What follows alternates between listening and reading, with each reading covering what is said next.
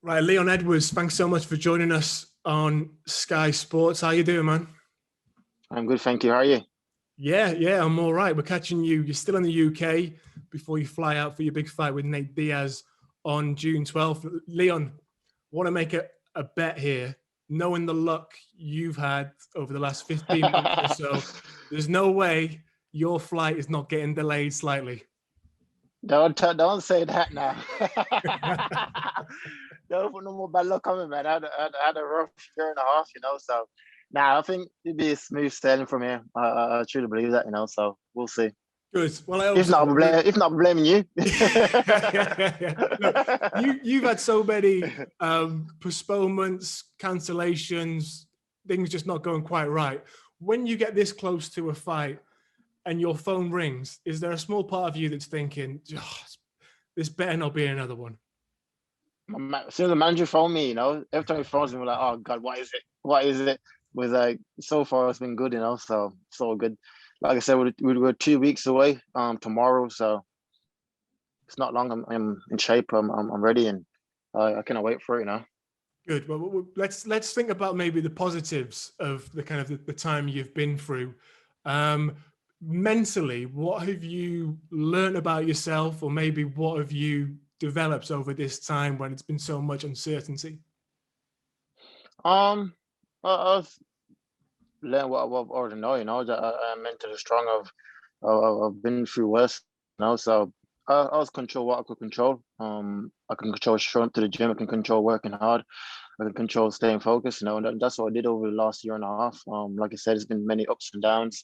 Many fights fell through. I had COVID in December. My opponent had COVID, and so it's been a long up and down. But like I said, now we're back on the horse, and now we're back moving. So yeah, it's been a frustrating time, but like I said, I've learned to control what I can control, and it's paying off so far. Yeah, I suppose it must take a different level of discipline, right? To kind of stay on the straight and narrow, stay focused when you just don't know what's going to be happening. Yeah, exactly. So that's it, to switch your focus from not. I didn't focus on the results, which is the results is going out there and winning. I was focused on what I could control, which is okay. I couldn't travel to the States when I was meant to fight Woodley in March. Okay, let's just get better in the gym, then go to the gym every day, improve yourself. Because eventually you're gonna fight. So instead of sitting around and moping about and just thinking, oh, why not me? Why me? Just go to the gym, improve yourself, get better, and when the time comes for you to fight, you're a totally different fighter. And that's how I feel I am. I feel I'm totally different from what I was when I was meant to fight Woodley. Do you feel you've improved then, like physically? Your skill Yeah, set's yeah. better? Yeah, for sure. I've improved leaps and bounds, and I think it showed in my last fight. Even though it only went around when I fought Belal, but I've showed I've improved leaps and bounds, and I know everyone was talking about ring rust leading up to the fight. I've been off over a year, and all that. You've been off for so long. Why have you got ring rust? I was like, I don't believe in ring rust. I believe if you work hard, in the gym, dedicate yourself, focus, do your studies and what you need to do, and there's no such thing as ring rust, and I think I proved that the last fight.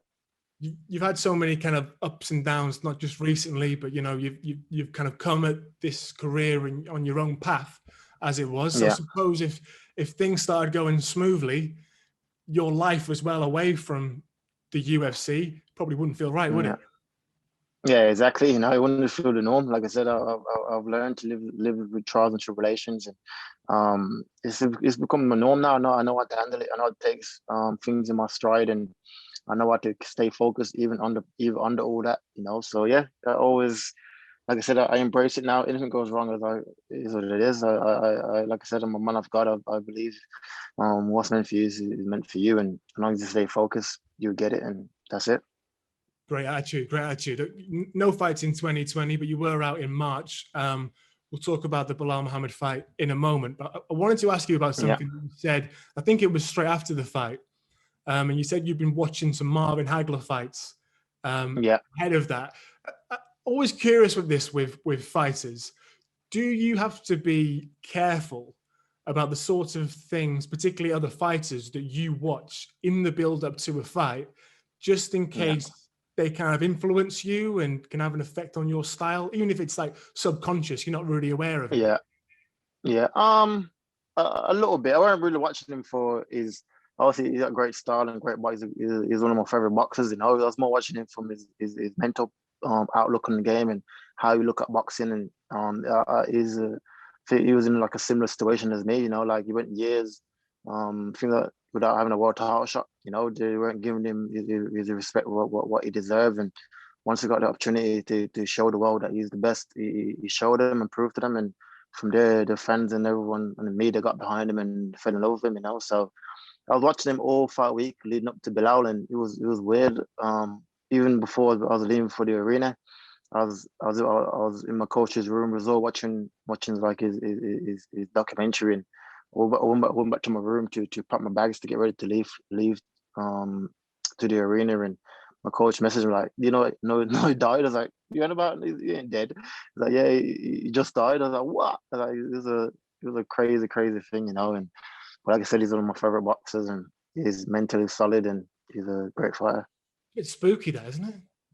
Yeah, it was weird. I was like, that's mad. I was like posting him all week on my social media and everything, and yeah, it's like a mad thing.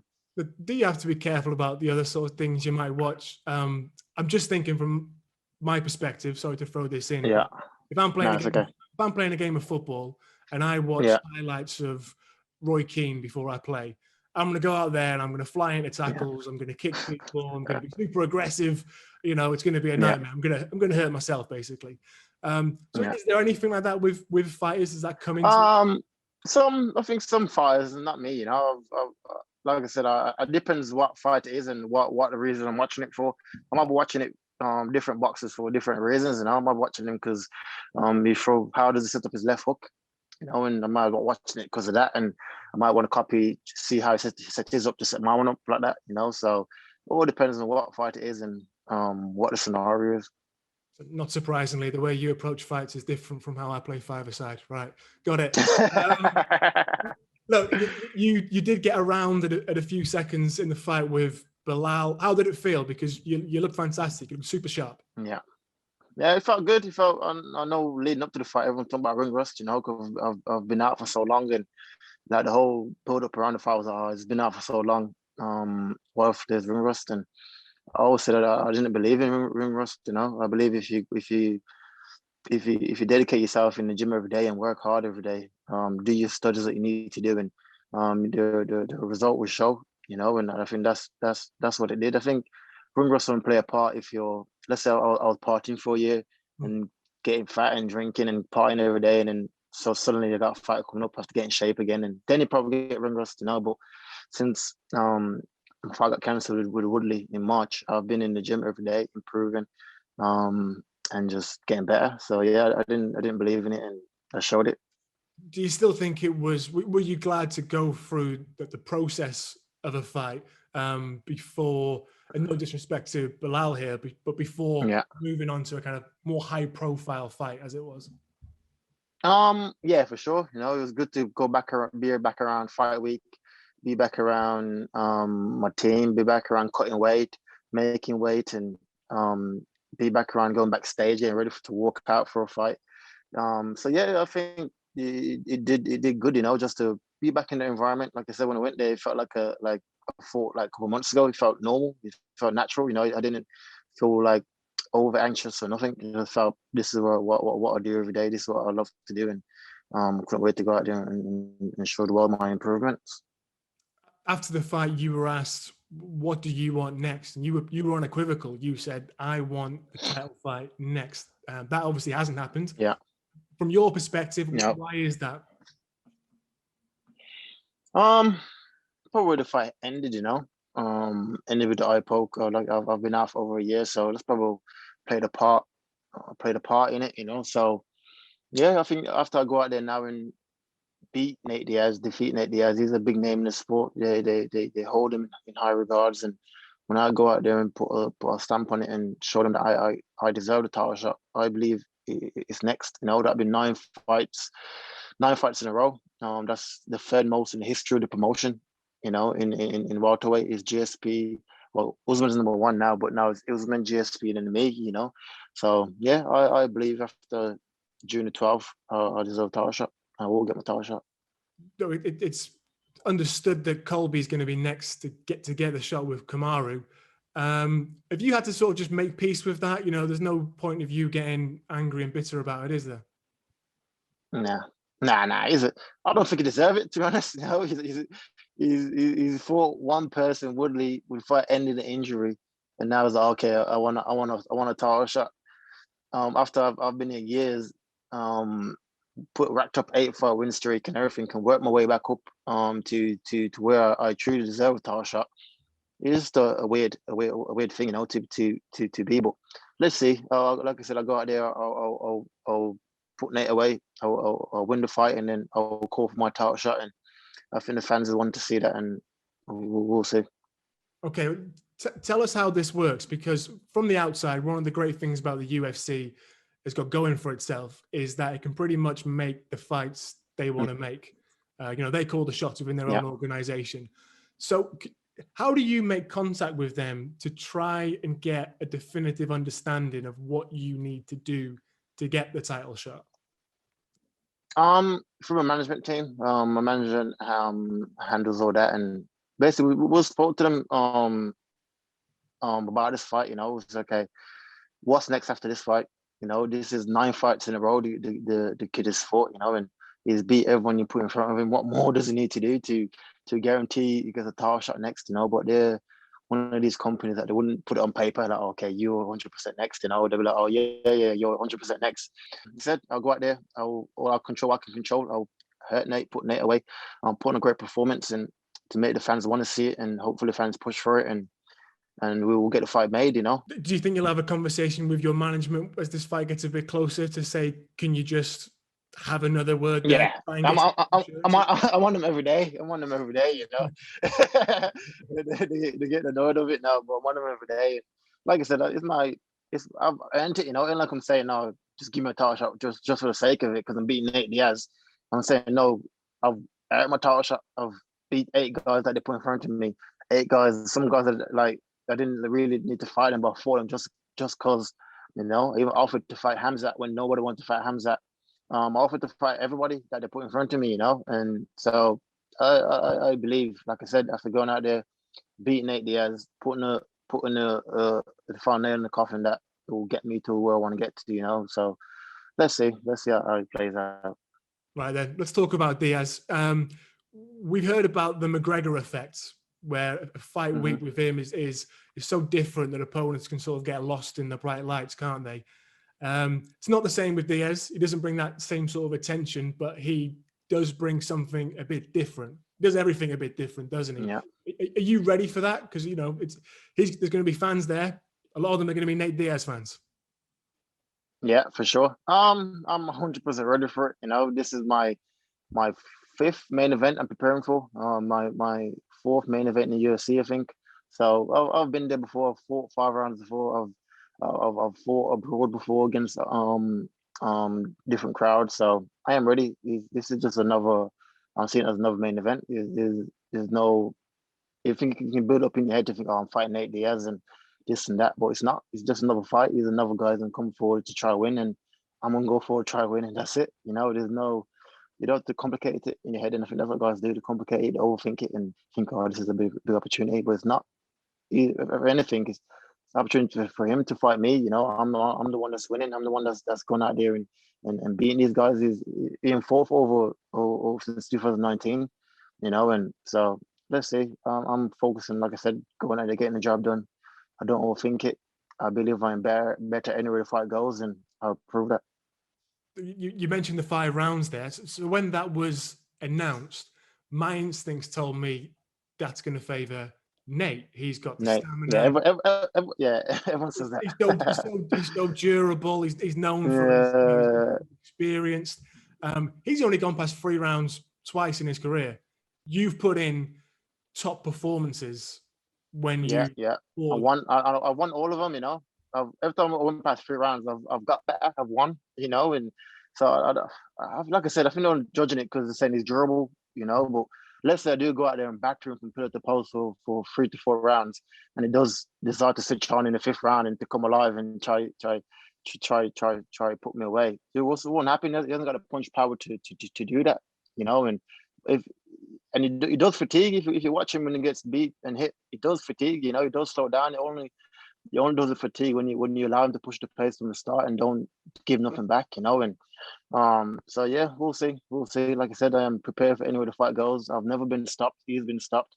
I've never been cut like he has. He's been cut and stopped and even head kicked and stopped by Josh Thompson. You know, so as far as that people saying, oh yeah, it favors him. I don't know how. I don't know. Probably judging it off what him and Conor fight was. Probably judging it off that, you know. But like I said, I've been 5 rounds 2 to 3 times, and I've won all of them. He's been 5 rounds and lost, so we'll see. Were you surprised that he was the name that came forward as your next opponent? A little bit. I know his name was getting mentioned when Hamzat first fell out for March. He was talking about he wants to fight winners, and I'm the one that's winning, you know. So I kind of had an idea that he might want to fight, but when after the Belal fight, and my manager phoned me saying, what do you think about fighting Nate Diaz? If he's from the UFC, so he wants to fight you. I was like, okay, perfect, let's go. When is it? They said May. I was like, okay, let's go, let's get it. Back-to-back camps. I've been out for a long time.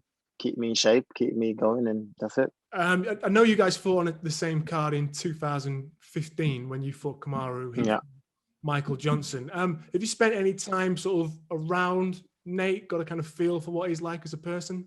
Not really. I've seen him around, like I said, in hotels and stuff. I never interacting with him, you know, or talked to him or spoke to him. So not really.